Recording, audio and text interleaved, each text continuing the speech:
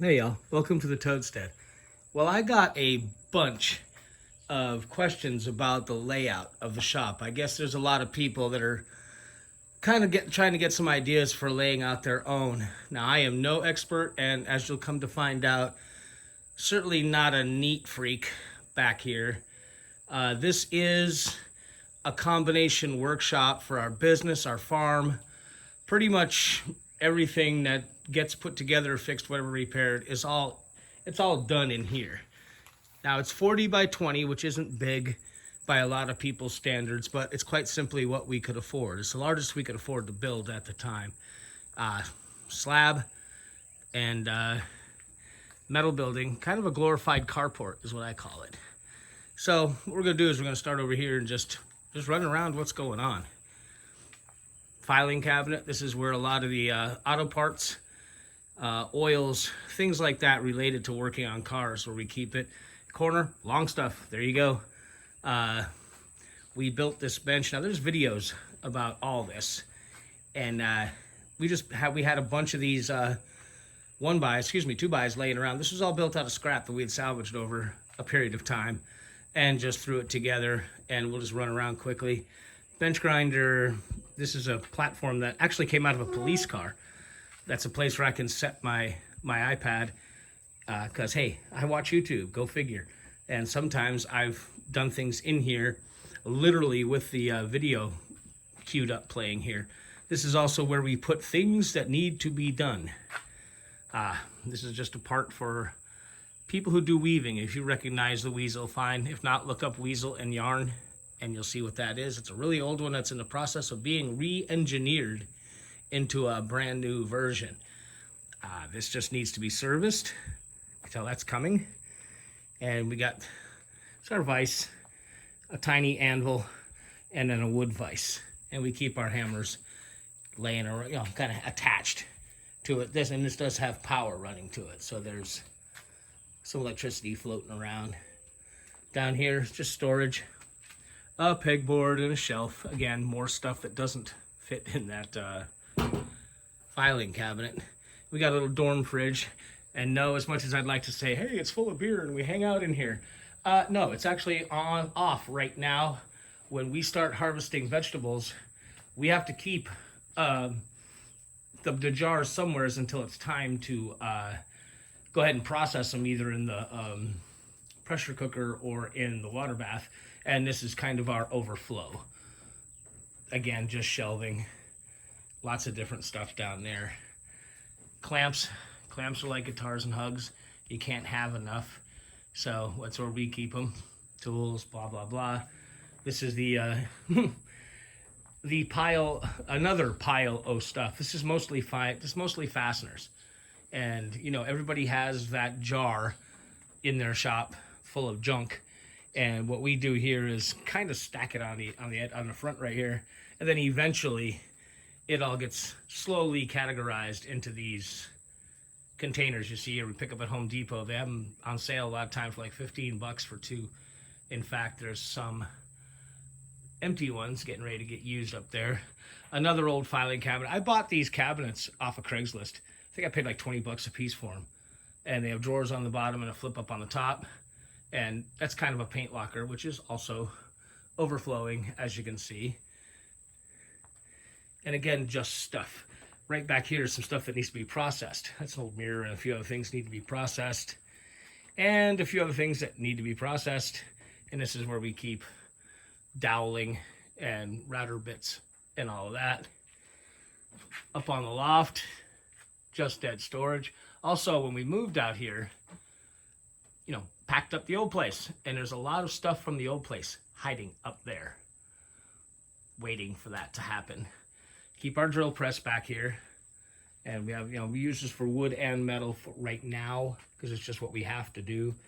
And keep the little wrench there to run the vice bolts. In this small room is where we keep some of the ham radios, and this is where I disappear to when I decide to play guitar. And that's what's stored in here. It's a very small room, but hey, it works. For those of you who are following the channel, you're well aware of the ongoing insulation project. And right now we have a few more wafers that we need to go ahead. There's some that need to be cut up, and you can see there's the wire cutter, and it's actually my lady's beekeeping stuff sitting there. Oh God, there's so many. This is actually kind of overwhelming, but and we just keep stuff around. Just service that little cedar, used it, and it needs to be stored and whatnot. And I'm just going to circle. That's an example of some of the hand looms that we make. This is where we keep the packing department for things that need to be shipped out. And there's a little hodgepodge here. There's another little loom sitting over there. I actually didn't build that one. That's kind of a project that I'll get to here eventually. But if that comes through, I'll tell you about it. But that's a baby version of these larger ones you see over here. These are some sails for the boat, and the reason they're sitting down here is because I just haven't put them back on this overhead rack that I built over the garage door. And hiding underneath all that stuff is the table saw, which of course becomes a collection spot because, well, it's a flat area. That chainsaw just came in. Oh, that's an old coffee grinder that we're kind of repairing and cleaning up and everything. It's just kind of a neat piece. Another long story.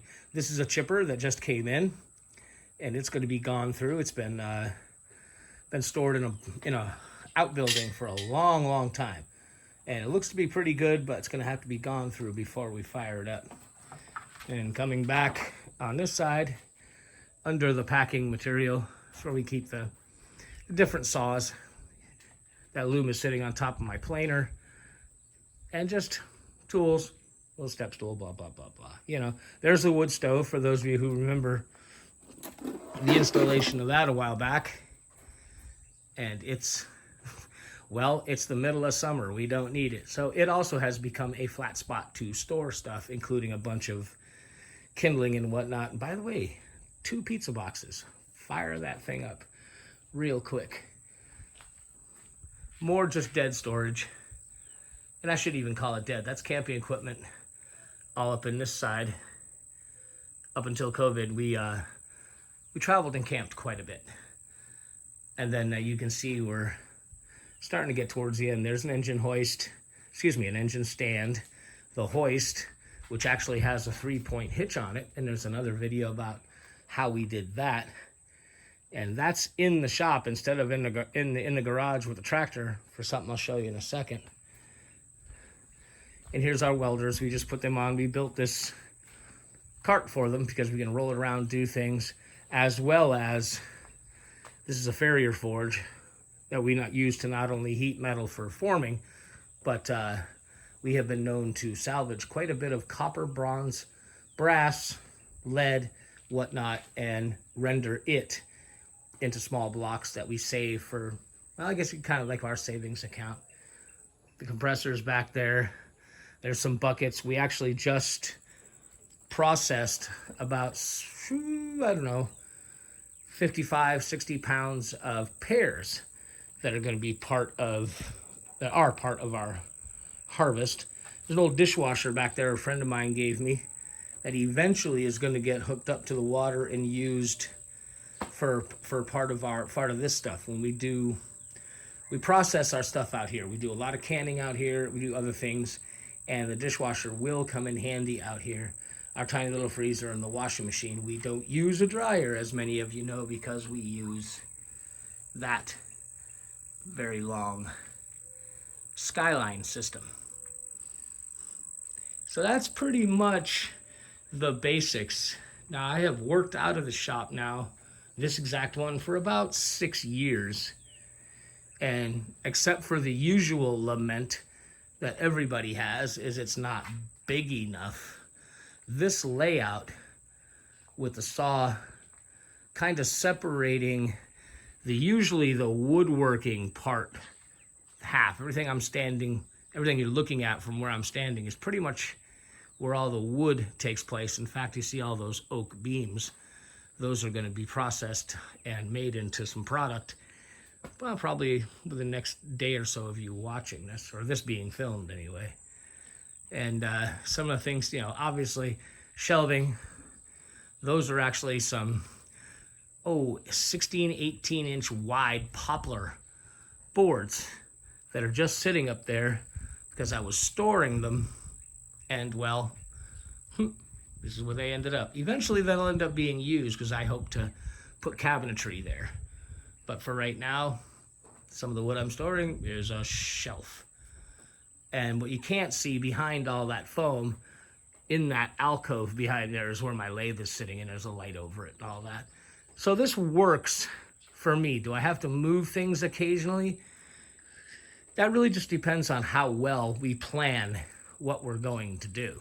That's what it really comes down to. Planning is easily 80% of getting everything done properly.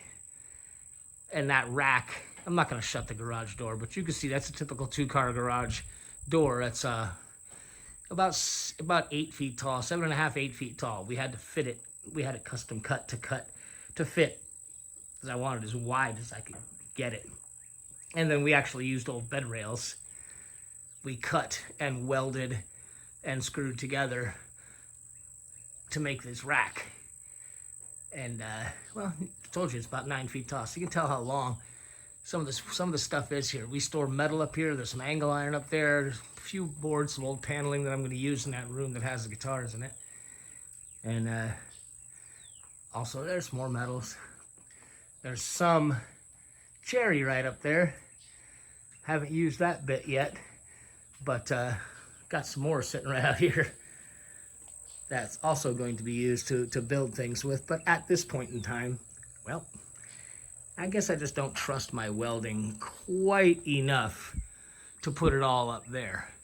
Eventually, as we use down some of these things up here, especially this paneling, we'll start getting more of the hardwoods, the stuff I really care about, up there. There's a bunch of cedar now, and there's some mahogany, some teak, blah, blah, blah. It's also a great space to throw some extra PVC. The longer pieces are kind of a pain in the butt to store because you certainly don't want them in the sun. And then the last equipment addition we made was these LED lights. We got these on, I think it was Craigslist, and I don't want to remember, I think the price was right about 130 bucks for all 6 of them. And they use an amazingly small amount of electricity, and I got them separately switched on the wall so I can light up both if I need them, and I'm doing that now to shoot this video. But if I'm working in either side of the shop, obviously I can turn on either one. And then I've got another LED light up here. This particular one is going to go over the lathe later, and there'll be 3 more of the ones you just saw up on the other part of the roof along this beam right here, and they'll all be individually controlled, because sometimes I just want a light over this, and sometimes when I'm working on a vehicle or some other thing within this lower space down here, I can put 1 or 2 of these on to light this space up. So for those of you who asked, there you go. There's the basic layout of a working place. This is not a hobby shop. This is essentially it's about half my income sitting right here is where I have to do it. So can you use some of these ideas for what you're doing? Maybe, maybe not, but there you go. Thanks for coming along.